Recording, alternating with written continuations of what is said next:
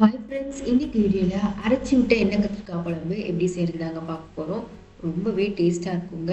இந்த அரைச்சி விட்ட எண்ணெய் கத்திரிக்காய் குழம்புக்கு சைட் டிஷ்ஷே தேவையில்லை. அதில் சின்ன வெங்காயம் கத்திரிக்காயோட சேர்த்து சாப்பிடும் போதே அல்டிமேட்டாக இருக்கும்.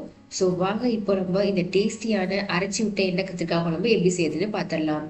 ஃபர்ஸ்ட் ஒரு கடாய் எடுத்துக்கோங்க. அதில் 2 டேபிள் ஸ்பூன் நல்லெண்ணெய் சேர்த்துக்கோங்க. அதில் இந்த மாதிரி துண்டா நறுக்குன கத்திரிக்காய் சேர்த்துக்கோங்க. கத்திரிக்காய் நல்லா தோல் எல்லாம் பார்த்தீங்கன்னா கலர் சேஞ்ச் ஆகி வரும் பார்த்தீங்களா, அது வரைக்கும் நல்லா இந்த மாதிரி வதக்கி எடுத்துக்கோங்க. இப்போ உங்களுக்கு பார்த்தாலே தெரியும், கொஞ்சம் கொஞ்சமாக அந்த கத்திரிக்காய் கலர் மாறி வந்துக்கிட்டே இருக்கு. இப்போ பார்த்தீங்கன்னா ஃபுல்லாகவே கலர் மாறி நல்லா சூப்பராக வதங்கி வந்துருச்சு. இப்போ இது ஒரு பாத்திரத்தில் எடுத்து வச்சிடலாம். அடுத்து அதே எண்ணெயில் 2 கை சின்ன வெங்காயம் சேர்த்துக்கோங்க. இதையும் நல்லா வதக்கி எடுத்துக்கோங்க. வெங்காயம் வதங்கும் போதே ஒரு கட்டி பூண்டு தோல் உரிச்சு சேர்த்துக்கோங்க. வெங்காயம் பூண்டு எல்லாமே நல்லா வதங்கி வந்துடட்டும். வெங்காயம் பூண்டு கொஞ்சம் வதங்கணுன்னே அதில் 1 ஸ்பூன் ஜீரகம் சேர்த்துக்கோங்க. 1/2 ஸ்பூன் மிளகு சேர்த்துக்கோங்க. சேர்த்துட்டு நல்லா வதக்கி எடுத்துக்கோங்க.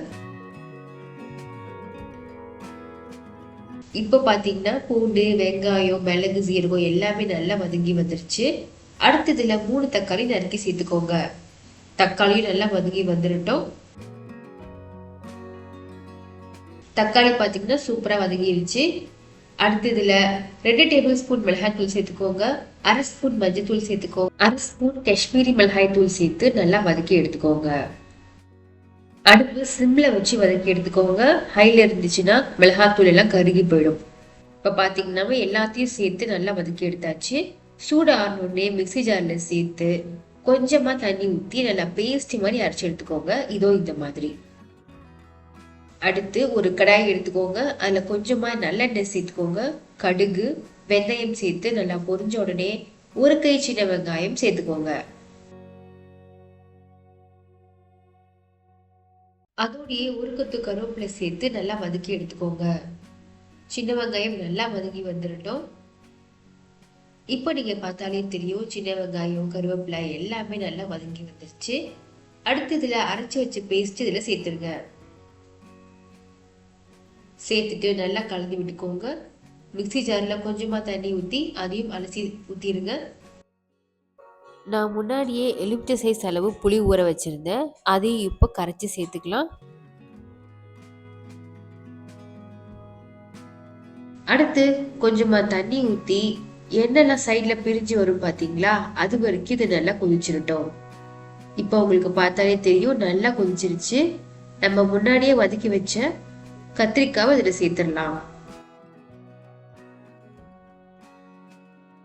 சேர்த்துட்டு நல்லா கலந்து எடுத்துக்கோங்க. உப்பு காரம் ஏதாச்சும் கம்மியாக இருந்தால் நீங்கள் கொஞ்சம் சேர்த்துக்கலாம். எனக்கு லைட்டாக உப்பு கம்மியாக இருந்துச்சு, நான் அது மட்டும் சேர்த்துக்கிட்டேன். சேர்த்துட்டு ஒரு கொதி மட்டும் விட்டு இறக்கிருங்க. இப்போ குழம்பு நல்லா கொதிச்சிருச்சு. எண்ணெய் சைடில் பிரிஞ்சு வந்துருச்சு. கொஞ்சமாக கொத்தமல்லி தழை நறுக்கி சேர்த்து இறக்குனீங்கன்னா சூப்பரான கம கமனு அரைச்சி விட்ட எண்ணெய் கத்திரிக்காய் குழம்பு ரெடி ஆயிடுச்சு. நல்ல சூடான சாதத்தில் அரைச்சி விட்ட எண்ணெய் கத்திரிக்காய் குழம்போட சேர்த்து அந்த சின்ன வெங்காயம் கத்திரிக்காயோட சேர்த்து சாப்பிடும் போது அட்டகாசமாக இருக்குங்க.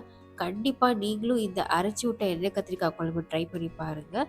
அதோடைய சுட்டப்பில் வச்சு சாப்பிடும் போது இன்னும் அல்டிமேட்டாக இருக்கும். ட்ரை பண்ணிவிட்டு எப்படி இருந்துச்சுன்னு கமெண்ட் பண்ணுங்கள். இந்த வீடியோ உங்களுக்கு கண்டிப்பாக யூஸ்ஃபுல்லாக இருந்திருக்கும்னு நினைக்கிறேன். வேறு ஒரு வீடியோவில் மீட் பண்ணுறேன். பாய்.